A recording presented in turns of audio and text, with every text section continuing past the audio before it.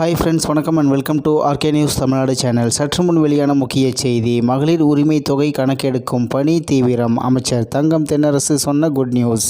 செய்தியை முழுமையாக கேட்கறதுக்கு முன்னாடி நம்ம சேனலை சப்ஸ்கிரைப் பண்ணலாம். சப்ஸ்கிரைப் பண்ணிக்கோங்க. மறக்காம பெல் பட்டனை கிளிக் பண்ணிக்கோங்க. அப்போ தான் நம்மளுடைய அப்டேட்டட் நியூஸ் உங்களுக்கு உடனுக்குடன் வந்து சேரும். மக்களவை தேர்தல் அறிவிப்பு வெளியாவதற்கு முன்னரே மகளிர் உரிமை தொகை திட்டம் தொடர்பான அறிவிப்பை தமிழக அரசு வெளியிடும் என்ற எதிர்பார்ப்பு நிலவியது. ஆனால் எந்த அறிவிப்பையும் தமிழக அரசு வெளியிடவில்லை. இந்த சூழலில் தேர்தல் பிரச்சாரத்திற்காக மக்களை சந்திக்கும் முதலமைச்சர், அமைச்சர்கள், சட்டமன்ற, நாடாளுமன்ற உறுப்பினர்கள், கூட்டணி கட்சி தலைவர்கள் என அனைவரையும் ஒவ்வொரு பகுதியிலும் மக்கள் சூழ்ந்து மகளிர் உரிமை தொகை பயனாளர்களாக இணைய முடியவில்லை என்று புகார் தெரிவித்தனர். இந்த திட்டத்தை செயல்படுத்தும் அமைச்சர் உதயநிதி ஸ்டாலின் இதற்கு முன்னர் விண்ணப்பித்த 1,63,00,000 பேருக்கும் மகளிர் உரிமை தொகை கட்டாயம் வழங்கப்படும். தேர்தல் முடிந்த பின்னர் அதற்கான பணிகள் தொடங்கும் என்றும் உதயநிதி ஸ்டாலின் தான் செல்லும் இடங்களில் எல்லாம் மக்களுக்கு நம்பிக்கையூட்டி வருகிறார். மேலும் தேர்தலுக்கு பிறகு பயனாளர்கள் அதிகரிக்கப்படுவார்கள் என்று உதயநிதி ஸ்டாலின் கூறுகிறாரே, அது சாத்தியமா என்ற கேள்வியும் மக்கள் மனதில் எழாமல் இல்லை.